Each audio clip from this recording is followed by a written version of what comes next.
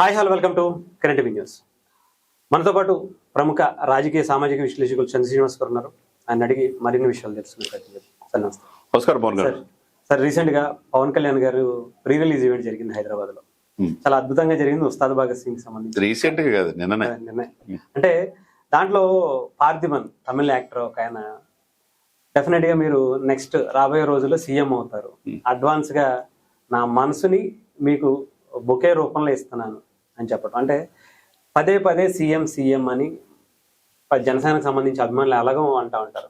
But ఇలా పెద్ద పెద్ద లీడర్స్ కావచ్చు, ఇప్పుడు యాక్టర్స్ కావచ్చు, పక్క రాష్ట్రానికి సంబంధించిన వాళ్ళు కూడా పవన్ కళ్యాణ్ గారిని సీఎం అవ్వాలని కోరుకోవడం ఎలా చూస్తారు? ఈ డిజర్వ్ అంటాను నేను యాజ్ ఏ జర్నలిస్ట్ గా సమాజం గురించి కొద్ది గొప్ప అవగాహన చేసుకొని గత దశాబ్దం పైనే రాజకీయాలు సునిశ్చితంగా పరిశీలిస్తున్నాం కాబట్టి ఆంధ్రప్రదేశ్లో ఆయన అవసరం ఏంటి అనేది కిరణ్ టీవీలో కిరణ్తో చాలా ఇంటర్వ్యూలు చెప్పారు. అతను లేని రాజకీయాలు ఊహించుకోవడం కష్టమని చెప్పారు. దేశ రాజకీయాలు తెలుగు రాష్ట్రాల సంపద కాకుండా అతను జాతీయ సంపద అని చెప్పారు. అంటే ఏంటి? అదే జరిగింది. చాలా మంది ఆయన అసలు ఎక్కడ ఎమ్మెల్యే కూడా గెలవడం అన్నాడు. గెలవని పరిస్థితి 100% సక్సెస్ రేట్. తను గెలిపించడంతో పాటు అందరినీ 163 మందిని గెలిపించాడు, ఎంపీలు గెలిపించాడు. దేశ ప్రధాని మోదీ గారు కూడా ప్రధానమంత్రి అయ్యేటట్టు చేయగలిగాడు మూడోసారి. అంటే తనకున్న చిత్తశుద్ధి, అది కమిట్మెంట్, డెడికేషన్, డిటర్మినేషన్, అది అందరిలో ఉండదు. ఎవరో కోటికొకరు పుడతారన్నట్టుగా, యుగానికి ఒకడు అన్నట్టుగా పవన్ కళ్యాణ్కే అది సొంతం. ఆయన వ్యూహాలు ఎవరికి అర్థం కావు.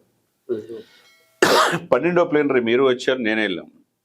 రంగరంగ వైభవంగా పిఠాపురంలో చేసేవాడు. 13 అంతకు మించి చేస్తారనుకున్నారు. ఇంకొకళ్ళు అయితే అదే చేసేవాళ్ళు. కానీ మన్యంకి వెళ్ళాడు. మీరు చూడండి, పాడేరు, అరకు అవన్నీ కూడా వైసీపీ గెలిపించినాయి. కానీ ఓటు కోసం, ఓటు రాజకీయాలు చేయాలంటే అక్కడ వెళ్లాల్సిన పనిలే.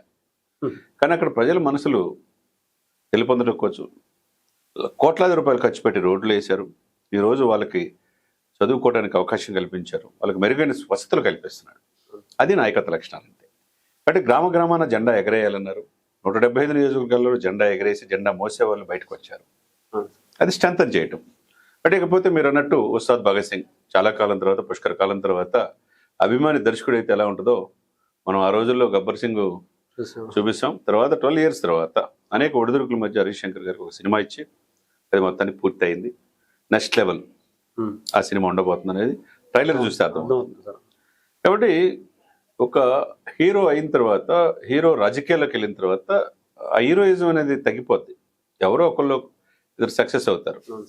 ఇప్పుడు పవన్ కళ్యాణ్ రాజకీయాల్లోనూ అగ్రస్థానంలో ఉన్నాడు, ఈ సినిమాలోనూ అగ్రస్థానంలో ఉన్నాడు.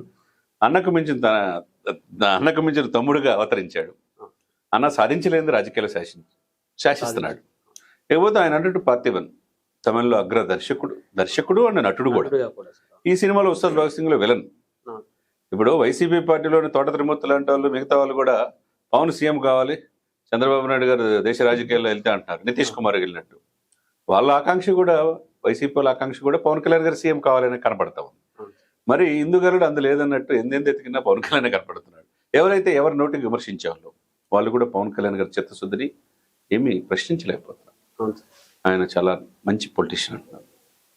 అర్థమైంది కూటమి అధికారులు రావడానికి కారణం ఆయనే చెప్పి, జగన్ నిన్ను అదపోతాను తొక్కుపోతా, నా పేరు పవన్ కళ్యాణ్ కాదు, నా పార్టీ జనసేన కాదు అని చెప్పి చేసిన వ్యక్తి, ఏకైక వ్యక్తి రాజకీయాల్లో పవన్ ఒక్కడే ఉంటాడు. 151 నుంచి 11 పరిమితం చేశాడు. కట్ చేస్తే ఈరోజు మీరు అన్నట్టు ఆ నోట ఈ నోట ఏ నోట అయినా ఆయనే చీఫ్ మినిస్టర్. చీఫ్ మినిస్టర్ ఉండటానికి అర్హతలు ఏంటి అని రాజ్యాంగం ప్రకారం చూస్తే అతను భారతీయ పౌరుడై ఉండాలి, ఆంధ్రప్రదేశ్లో అక్కడ ఓటు హక్కు ఉండాలి, ఇన్ని సంవత్సరాలు దాటి ఉండాలి, 18 సంవత్సరాలు దాటి ఉండాలి, ఎమ్మెల్యేకి అర్హతలు ఏంటి, ఎటువంటి రాజకీయ నేర చరిత్ర లేకపోవటం, ఇవన్నీ కదా. అవన్నీ కూడా ఆయనకు ఉన్నాయి, గుడ్ క్వాలిటీస్. అంతే కదండి. కాబట్టి ప్రజలకు సేవ చేయాలని 100 కోట్ల పైన దాన ధర్మాలు చేశాడు. ఈరోజు ఆంధ్రప్రదేశ్ అధికారులు అవడానికి కారణమయ్యి అభివృద్ధిలో అగ్రభాగాన్ని దూసుకెళ్తాడు, చేసుకెళ్ళాడు. మరి ఇన్ని చేసి 2 సంవత్సరాలు అయిపోయిన తర్వాత మరి భవిష్యత్తులో ముఖ్యమంత్రి అవ్వాలని ఆకాంక్ష ఆయన అభిమానులకు ఉంటుంది, జనసేనకు ఉంటుంది. ఆయనకంటే డిజర్వ్ ఎవరు చెప్పండి? అనేక రకాల ఆరోపణలు, కేసులు ఎదుర్కొన్నాలే ముఖ్యమంత్రులు అవుతున్నప్పుడు ఎటువంటి నిరారోపణ లేని వ్యక్తి స్వచ్ఛమైన రాజకీయాలు చేద్దామని చెప్పి ప్రజల కోసమే నేను నా జీవితం అంకితం అని చెప్పే వ్యక్తి ముఖ్యమంత్రి అయితే బాగానే ఉంటుంది కదా. మరి ఎక్కడో తమిళనాడు నుంచి వచ్చిన ఆ నటుడు అన్నాడంటే, నేను ఈరోజు చెప్తున్నా లక్షలాది మంది జనంలో ఈ క్లాప్స్ మళ్ళా బొకేల రూపంలో అందరూ రావాలి, నేను కూడా బొకే తీసుకుని వస్తాను సార్ అంటే పవన్ గారు కూడా క్లాప్స్ కొట్టాడు. అంటే ఆయనకున్న అభిమానాన్ని మనం చూడాలి. ప్రజలకు ఉన్న అంకిత భావం, ప్రజలకు సేవ చేయాల అంకిత భావం, ఆకాంక్ష ఉన్నది కాబట్టే పవన్ కళ్యాణ్ గారు ఈరోజు సీఎం అని అంటున్నారంటే అది అతిశక్తి కదా. డెఫినెట్గా ఆయన సీఎం అవుతాడు. నిజంగానే సార్. ఎందుకంటే ఉభయ తెలుగు రాష్ట్రాలు అంతకంటే క్లీన్ చిట్ ఉన్న నాయకుడు ఎవరు లేరు. అవును. డెఫినెట్గా చంద్రబాబు నాయుడు గారు 2014 అనుభవం ఉన్న వ్యక్తిని సీఎం చేసింది ఆయనే. 2019 విడిగా పోటీ చేశారు కాబట్టి ఓడిపోయారు. 2024లో ఆయన అనుభవం ఉన్న ఈ రాష్ట్రానికి కావాలని చెప్పి మళ్ళా సీఎం చేసింది ఆయనే. అవును. మరి పదవికాంక్ష లేని వ్యక్తి, ముఖ్యమంత్రి పదవి మీద ఆకాంక్ష లేని వ్యక్తి, అదంతటనే డిప్యూటీ సీఎం వచ్చింది. డిప్యూటీ సీఎం గానే 2 సంవత్సరాలు అంత అద్భుతమైన పరిపాలన ఇస్తే సీఎం గారికి నెక్స్ట్ లెవెల్ చేస్తారు. Definitely sir. అవును. కాబట్టి నాకు అన్ని రకాల సహకరిస్తారని ఇంతకుముందే చంద్రబాబు నాయుడు గారు పొట్టి శ్రీరాములు గారి చెప్పాడు. అవును. అంటే అటువంటి వాళ్ళిద్దరు కెమిస్ట్రీ బాగుంది. రాబోయే 15 సంవత్సరాల అధికారంలో ఎటువంటి స్వార్థం లేకుండా ముందుకెళ్లే అవకాశం స్పష్టంగా కనబడుతుంది. ఇప్పుడు ఈ టర్మ్ చంద్రబాబు నాయుడు గారు, నెక్స్ట్ టర్మ్ పవన్ కళ్యాణ్ గారు సీఎం అవుతారు, లోకేష్ గారు డిప్యూటీ సీఎం అయితే మంచిదే కదా. అంతే సార్. బట్ ఆకాంక్ష ప్రస్ఫుటంగా స్పష్టంగా కనపడుతుంది. ఇక్కడ తెలుగు రాష్ట్రాలే కాకుండా పక్కన ఉన్న తమిళనాడు రాష్ట్రంలో కూడా వాళ్ళు అంటున్నారంటే ప్రజలకి ఎంత చొచ్చుకుపోయాడో గ్రాస్ రూట్ లెవెల్లో పవన్ నాయకత్వం ఆంధ్రప్రదేశానికి ఎంత అవసరం అని చెప్పకనే చెప్పారు. అవును. డెఫినెట్గా నేను చెప్తున్నాను చూడండి, నేను ఇప్పుడే 3 years అని చెప్తున్నా. ఆయన లేని రాజకీయాలు ఉభయ తెలుగు రాష్ట్రాలు ఊహించుకోవడం కష్టం. ఈ రాష్ట్రాల పీస్ కాదు, ఈయన జాతీయ సంపద అని కూడా చెప్పాను.